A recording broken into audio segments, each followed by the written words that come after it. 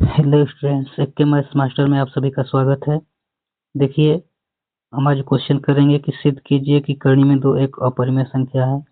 इससे पहले वाले क्लास में कर्णी में 3 अपरिमेय संख्या सिद्ध किया गया था। तो ये देखिए बहुत इंपॉर्टेंट क्वेश्चन है, क्योंकि हर वर्ष पूछ रहा है 2019 में 22, 23, 24 ये लगातार पूछता आ रहा है। तो इसको ध्यान से देखेंगे, और जब भी ऐसा क्वेश्चन दे तो सबसे पहले अगर अपरिमेय सिद्ध करने के लिए दे, सबसे पहले इसके विपरीत मानते हैं कि माना कर्णी में दो एक परिमेय संख्या है।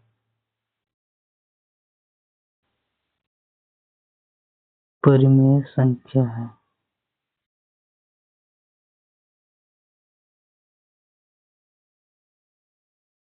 इसके विपरीत मानते हैं, और कोई भी संख्या यदि परिमेय हो तो p बटे क्यू के रूप की होती है। तो इसको हम लिख सकते हैं कि कर्णी में दो बराबर p बटे क्यू, क्योंकि कोई भी परिमेय संख्या p बटे क्यू के रूप की होती है, जहां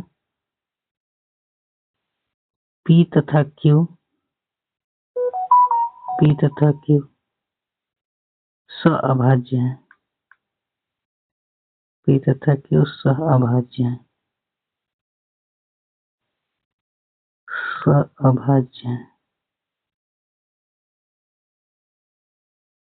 सहअभाज्य क्या होते हैं, और q is not equal to 0 होता है। q 0 के बराबर नहीं। सहअभाज्य क्या होती हैं, ऐसी दो संख्याएं जिनका HCF 1 हो, मतलब ये दोनों संख्याएं केवल एक और स्वयं से ही कटेंगी, मतलब इन दोनों में कॉमन जो होगा एक होगा, HCF इन दोनों का एक होगा। एक के अतिरिक्त अगर अन्य संख्या से कट रही है तो ये सहअभाज्य नहीं होंगे। चलिए आगे बढ़ते हैं। अब यहाँ पे दोनों पक्षों का वर्ग कर लेते हैं। दोनों पक्षों का वर्ग करने पर दोनों पक्षों का वर्ग करने पर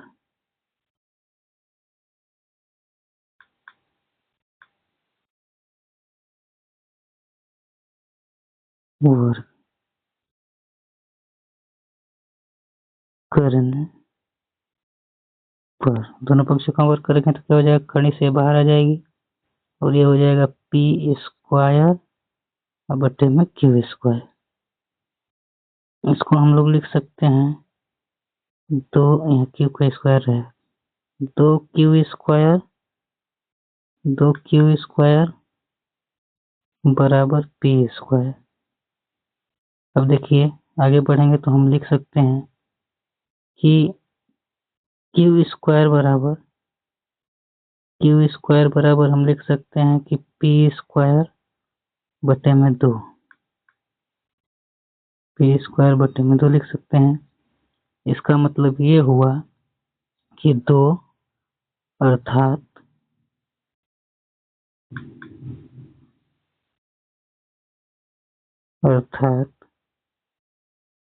दो p स्क्वायर को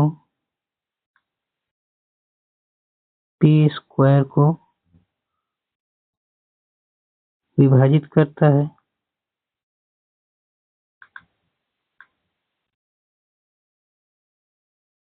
विभाजित करता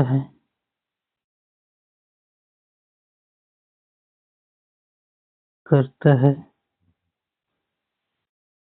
तब जब p स्क्वायर को विभाजित करता है तब p भी 2 से विभाजित होगा।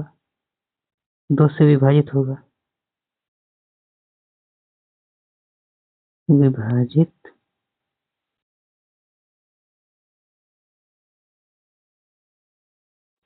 होगा, मतलब कि इसमें जो है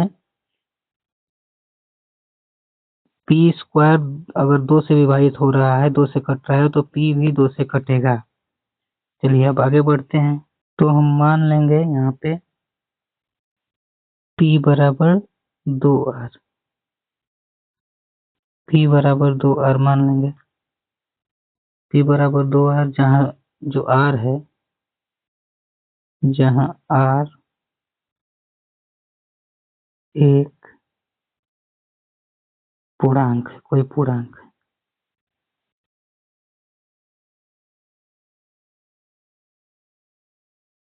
पूर्णांक है। अब उधर जो आया था, जैसे आया था ना कि 2q² बराबर p²। तो इसको हम चाहें तो लिख सकते हैं ना कि p² बराबर 2q²। तो इसको एक जगह लिख लेते हैं। देखिए, इसको हम लिख सकते हैं p² बराबर 2q²। अब देखिए, p का मान 2r है तो 2r लिख दीजिए, 2r² और 2q²। अब यहाँ पे देखेंगे 2 दूनी के 4 हो जाएगा।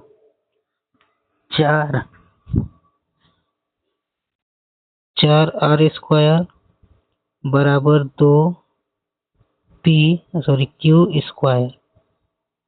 q² हो गया।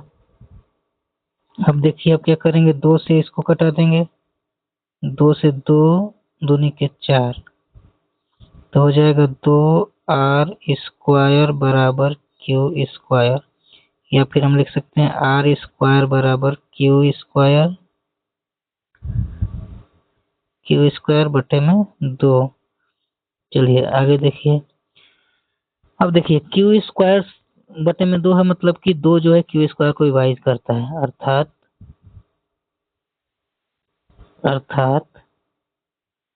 2 q² को विभाजित करता है, विभाजित करता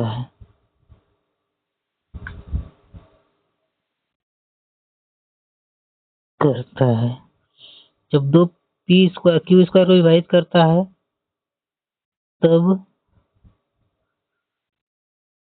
2 q को भी विभाजित करेगा।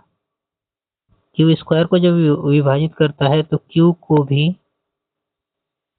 विभाजित करेगा।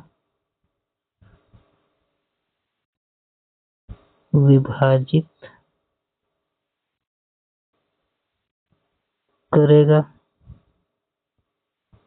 अब देखिए, जो 2 है p को भी विभाजित कर रहा था, q को भी विभाजित कर रहा है। इसका मतलब ये हुआ कि 2 जो है p को भी काट रहा है, q को भी काट रहा है, तो मतलब कि एक के अतिरिक्त गुणनखंड इसका हो गया, HCF हो गया 2।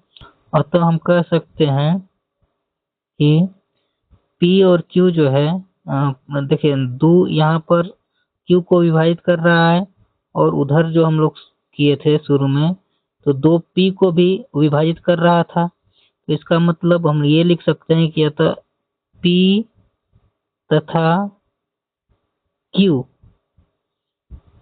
में कम से कम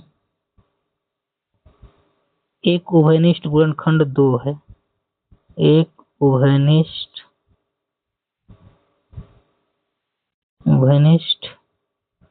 गुणनखंड 2 है।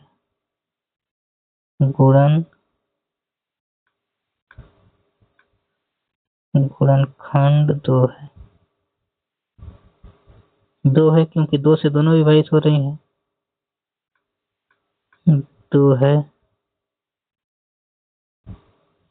परंतु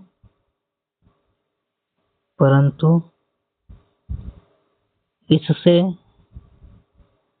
इस बात से हमने तो ये देखा था कि p और q जो है सहअभाज्य हैं। p और q का 2 के अलावा कोई, एक के अलावा कोई और गुणनखंड उभयनिष्ठ गुणनखंड नहीं है, मतलब एक के अलावा कोई HCF नहीं हो सकता क्योंकि दोनों सहअभाज्य हैं। लेकिन यहाँ ये हो रहा है कि p और q के कम से कम एक उभयनिष्ठ गुणनखंड है, 2 है, ठीक ना, एक के अतिरिक्त है, 2 है। तो परंतु इससे इस कथन का वो जो कथन था कि दोनों सहअभाज्य हैं, इससे इस कथन का विरोधाभास होता है।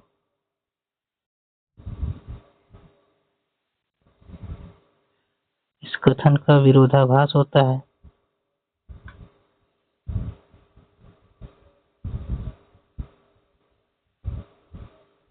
विरोधाभास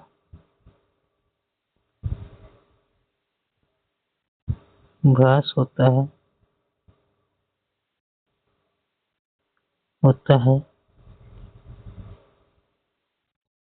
कि P तथा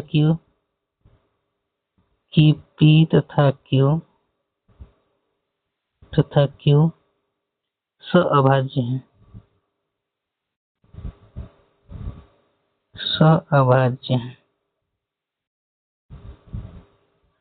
इस कथन का विरोधाभास हो गया क्योंकि शुरू में हमने ये देखा था कि P और जो Q है PQ, इसका एक के अलावा कोई और गुणनखंड नहीं है, केवल एक से दोनों कटेंगे, नहीं तो किसी संख्या से नहीं। तो अब हम लोगों ने ये दिखा दिया कि जो है P और Q दोनों 2 से विभाजित हैं, तो एक उभयनिष्ठ गुणनखंड इनका मिल गया, तो उस कथन का विरोधाभास हो गया, विरोध हो गया। तो यह विरोधाभास क्यों हो रहा है? तो यह विरोधाभास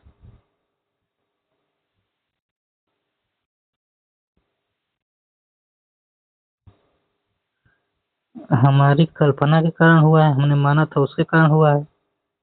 हमारी कल्पना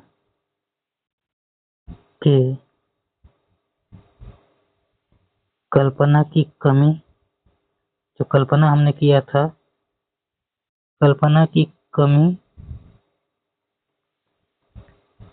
के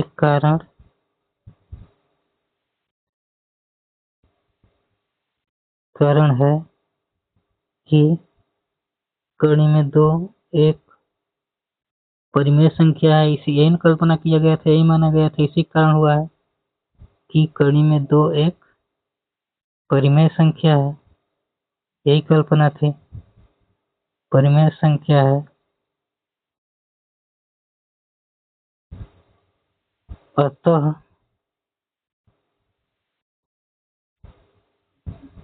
कड़ी में 2 एक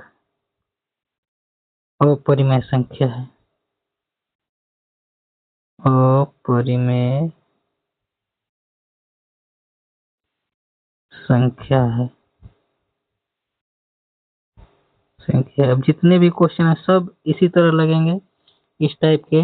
अगर करनी में कोई एक ही संख्या होगी और उसके बाद में प्लस माइनस में या फिर गुणा में कोई और संख्या नहीं दी होगी, तो सब ऐसे ही लगेगा क्वेश्चन जितना भी है।